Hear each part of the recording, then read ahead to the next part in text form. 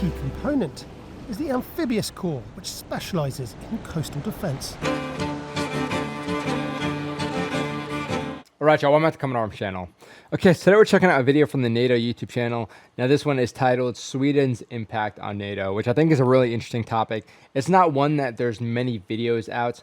We saw one previously on like Finland's impact on NATO, which is kind of cool. I mean, like, again, Finland and Sweden, the newest members to NATO. A lot of people don't really understand, especially a lot of Americans don't really understand or know a lot of the history with Finland or Sweden or what it means for them to be joining NATO.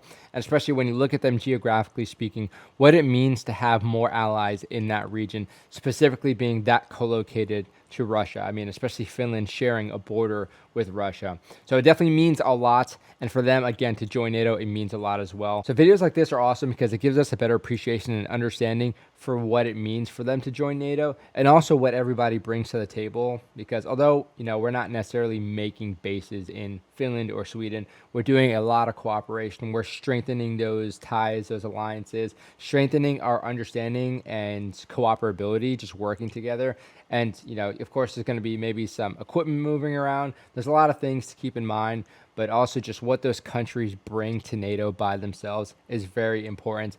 And I think for me, militarily speaking, tactically speaking, Finland and Sweden, they have a lot of nuances that they train. There's a lot of specific equipment that they have that works much better in their sort of, obviously, in their sort of environment. And I mean, Finnish troops, to think they're experts at skiing. Sweden, I mean, they just own those archipelagos, especially with like the CV90s and stuff. There's a lot of things that they bring to the table. So, I mean, for a 13-minute video, I think they're going to cover it pretty well, but I'm excited to check it out. So let's do it. Oh man! Right now, in this area, very cool start. This is my home ground, and it's well worth defending. Hell For yeah! more than 2 centuries, Sweden kept a position of military neutrality. Oh my God, that's so dope. That changed. Okay, so let's just roll that back. Again, the CV90s, they're just, for like amphibious assault crafts, they're just like unmatched, I feel. I mean, just to be able to drop people on land like this, I mean, like an AAV is not doing anything like this. Of military neutrality. That's so dope. But in 2024, that changed. I always call that the mother of all unintended consequences for Russian strategic thinking. If Russia had one objective with Badass. Sweden and Finland, it was to keep them outside of the alliance, and by Russia's full-scale invasion, now we are part of NATO. Yep, they fucked up. But what does this Nordic nation, home to Swedish 10.5 million people, bring to the NATO alliance? They hit different. We do not come empty-handed. We do bring a lot of humility as a new ally, but we also bring a lot of capability. So we definitely want to see ourselves as a net provider of security. Nice, yeah, well said. Also, like, let me get some of that M90 camo. In Pretty March dope. 2024, Sweden saw its flag raised above NATO headquarters in Brussels, becoming the 32nd member of the NATO alliance. Oh yeah. It's good now that Sweden has a seat at the table that provides us a better opportunity to have influence, but also take responsibility for the alliance. Yeah, having a seat at the table is definitely a good way of putting it because, you know, we've had the alliance with like Finland in the sense of doing joint training and stuff. That's been happening for a while. But for them to actually be a member of NATO, Sweden and Finland to be a member of NATO, now they can, again, be at the table, have the discussion, bring up certain, you know, topics if they're concerned about certain things, especially having one of their neighboring countries acting up. They can kind of speak on certain concerns. They can address certain things. They can recommend certain things, and they can have like a voice. They can have a vote as well. So it's definitely big in that sort of regard. But again, like he's saying, with the alliance, they now can offer their capabilities, and they have that backing from all of those NATO countries. Putin's full-scale invasion of Ukraine the turning point for a country that would otherwise have stayed militarily neutral, as it had done for the past 200 years. Supporting Ukraine is both the right thing to do and it's a smart thing to do. Of course, this is about decency and it's about humanity and standing up for the Ukrainian people, but it is also upholding principles which are crucial for a smaller country like Sweden. Rule of law, the European security order, and a rules-based international order. As the nation Don't let with the Putin longest just coastline step in the all over Baltic everybody. Sea, a key strategic waterway connecting northern and eastern Europe, and with its proximity to the Arctic, Sweden's position in Europe is key to Euro-Atlantic security.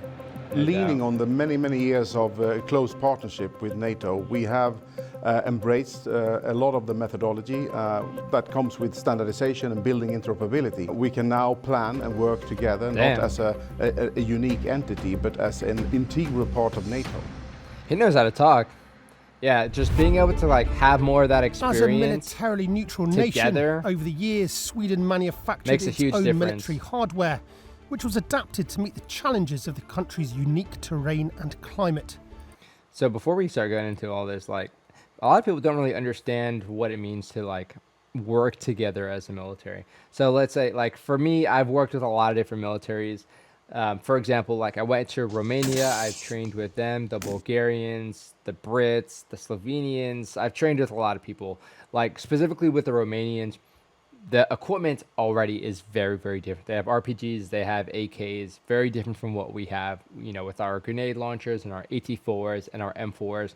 So the equipment is different. That's fine. It's fine if the equipment is different. You don't really need everybody to be able to operate, you know, every other NATO country's equipment. You also don't need to integrate specifically. Like we had one squad of Marines and a squad of Romanians kind of bounding up side by side. You don't even need to be able to do that. But if they're working in your area, let's say they have a patrol base like established, and we're trying to do like a forward passage of lines, like we're basically going to link up with them and then push out. To be able to communicate with them already is a very big and challenging thing. To be able to understand like their formation, to understand what they're expecting whenever we're actually linking up with them, whenever they're doing the pass off. Are they going to maintain the security there? Are they going to do a handoff? Do they understand necessarily like how big our formations are and what like one squad looks like translated to their squad?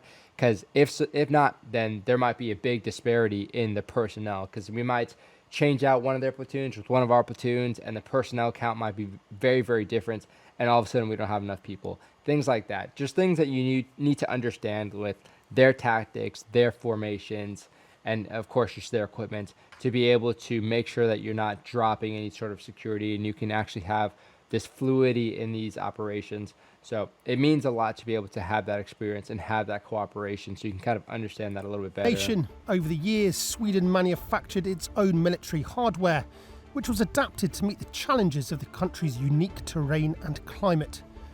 Today, Sweden continues to produce advanced equipment, including submarines, combat vehicles, and the Gripen fighter jet. So cool. But arguably its most groundbreaking achievement is the Visby-class corvette. Dude, it's a for real. multitasking ship. We can use it for submarine hunting, and we can use it for air defense, and also for the surface operations. It's like I know corvettes and LCSs have very different mission, but it's like what our littoral combat ships tried to be, at least like looking like wise, except ours was a complete failure. And just the Swedish Navy, it seems like they know what they're doing. I'm not sure how big it is, but they seem pretty squared away. Surface operations. The Visby-class corvette is a stealth ship. Its design helps it avoid detection by radar and other sensors, making it very hard to spot. And its ability to navigate through shallow waters makes it ideal for Baltic Sea operations. Our profession is to use this ship in an attack from the archipelago in the Baltic Sea. That's what this ship is built for. We are very familiar with the environment in this region, and this ship is built for the environment around here. Yeah, having something that maneuverable and versatile is huge, especially when you have like terrain that looks like that. Sweden, with over 250,000 islands, among the most of any country in the world, relies on its navy to protect its vast coastline. Holy and cow. archipelagos, a key component is the Amphibious Corps, which specialises in coastal defence. Oh yeah, man, those Jaegers just do such a solid Since job. the Swedish coastline is very different, thousands of islands, from small ones to big ones, with trees, without trees, the system that and the Huge rocks and capabilities that shit. the amphibious battalions holds, it's also unique in the world, I would say. We bring our own sustainability. We live and work from our boats that are designed to operate in these conditions. Their hats, okay, let me pause it so this dude's not. Okay, there we go. Yeah, the flat bill. I did a meme of that in one of my shorts, actually, where I ate some surströmming, and that was disgusting. Okay, but like talking from like the Marine perspective, you know, we talk about the Marines being amphibious, and sure, like, yeah, we have our amphibious assault vehicles. We can get from like the ships, like an LPD or an LCS or something, and we can take those to the shore. Slow as fuck. Not a whole lot of like real security with those, to be honest. They're just not very aggressive, honestly, and they also sink sometimes, which is also pretty tragic. But you know, as far as the amphibious capability with the U.S. Marines compared to like what I see with the Swedes and their amphibious units, it's like not even close. It's like, okay, you're on the ship or wherever, we want you to attack this, you know, shoreline, this littoral kind of area. I think they're going to have the edge like any day of the week. With their CB90, I mean, again, we see the terrain that thing is capable of, but it's also very fast. It's got the guns on it. It's got the capability to push people quickly. It's got the security. I mean, that thing just looks so much better equipped for amphibious operations than anything we had in the U.S. Marines. And it just seems like they really do amphibious operations a bunch. Like, when I was in the U.S. Marines, we used the AAVs twice in my 5 years as an infantryman. We used them twice. One time I wasn't even on the AAV. So it's like, they're not really practiced that much. I'm not sure. I mean, I know it's an amphibious unit, but if you're the Marines, you should be practicing that a lot. There's a lot of stuff that we didn't need to train, and we should have spent a lot more going back to our kind of roots, our bread and butter, and that was being Marines, being amphibious.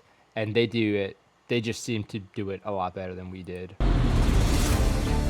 I'm off my Operating soapbox. from the domestically designed and built Combat Boat 90, the Amphibious Corps have been active in these archipelagos for centuries and know the region better than anyone.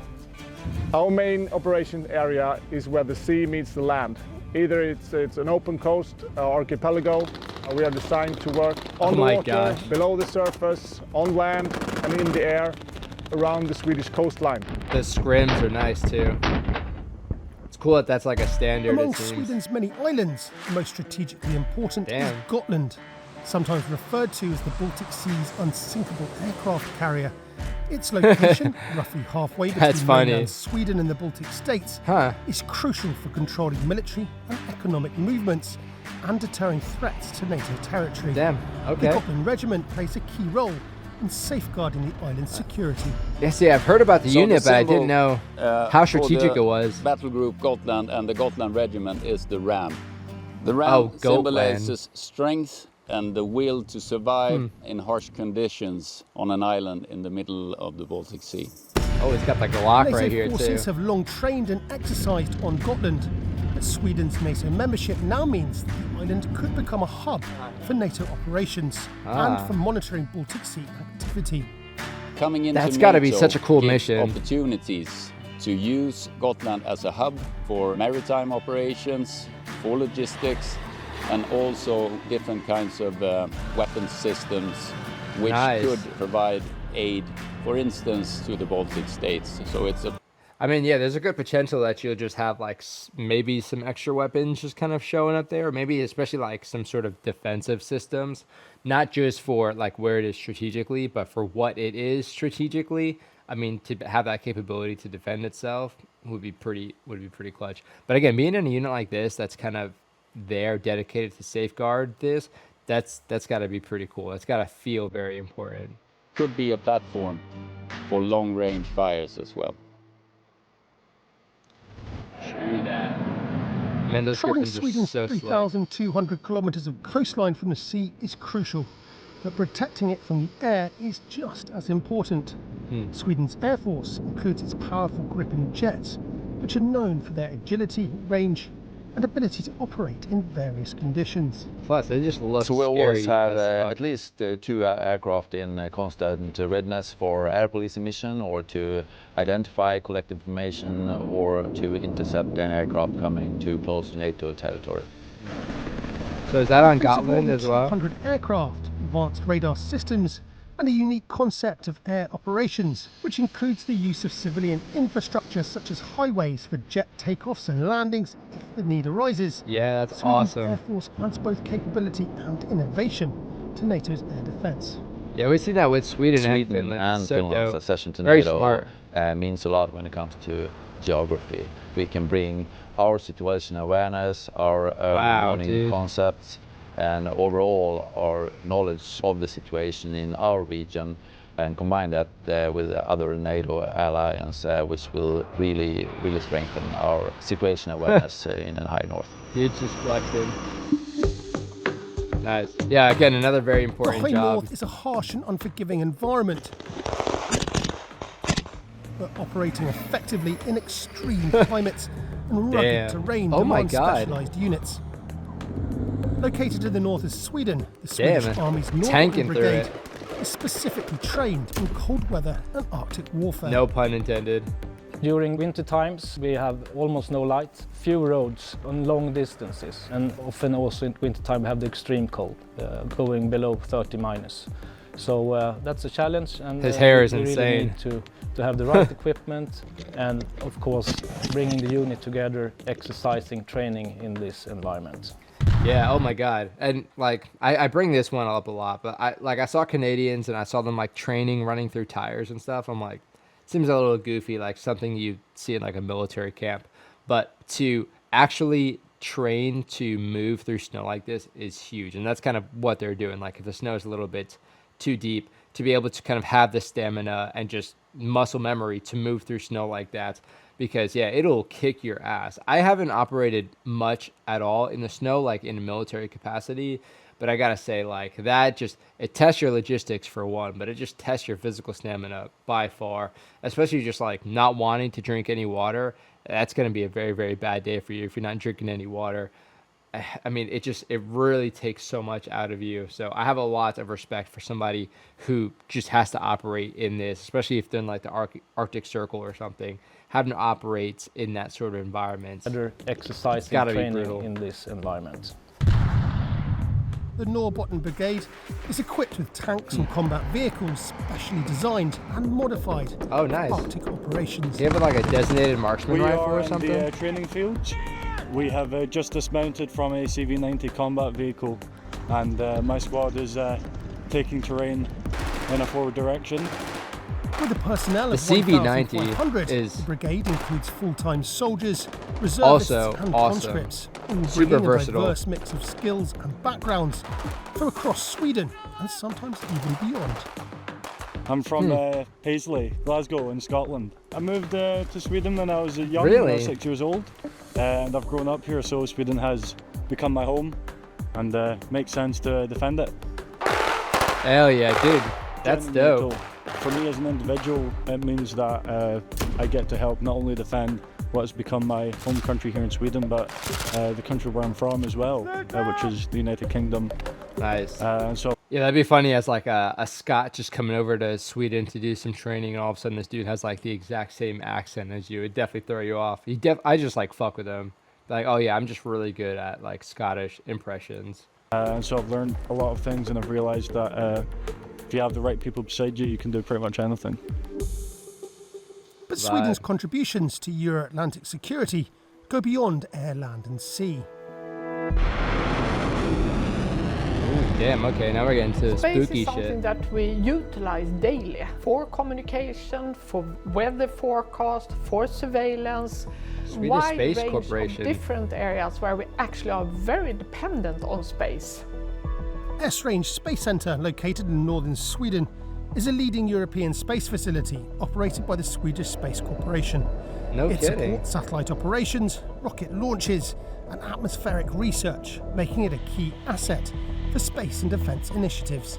Really? I've never heard of that. If you guys don't know, I am a huge space nerd. So like I love hearing all about space, especially hearing like where in Europe specifically where you have all these rocket launches and stuff. Because I know a little bit about the European Space Agency and how like they have their area, their sites in Guyana, which is weird because it's in South America, not really in Europe.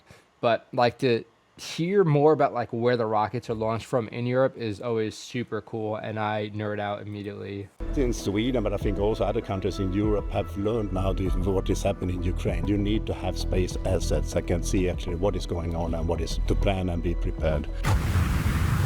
Yeah, to be able to control The space network is huge. is shut down immediately when the war breaks out. What can you do with space assets? You can have communication, you can do a lot of things with that. And you see also what you are doing with drones and with unmanned vehicles today. They are controlled by space assets, so that is important. Yeah, if you control space, you control the battlefield actually for sure. The mobile networks, they are not working. Then we will be much more dependent on satellite communication, and we need to be ready for that situation. What is key also is that you have the capability to send off satellites from different places around the globe. We are based out of Europe, and this is the only facility that has these capabilities. No kidding. Damn. It just looks like such an unassuming Sweden's sight path to too. NATO was not one that was taken lightly, but with a war on Europe's doorstep and an existential threat to its borders, the Nordic nation ultimately decided it was safer within the alliance than standing alone.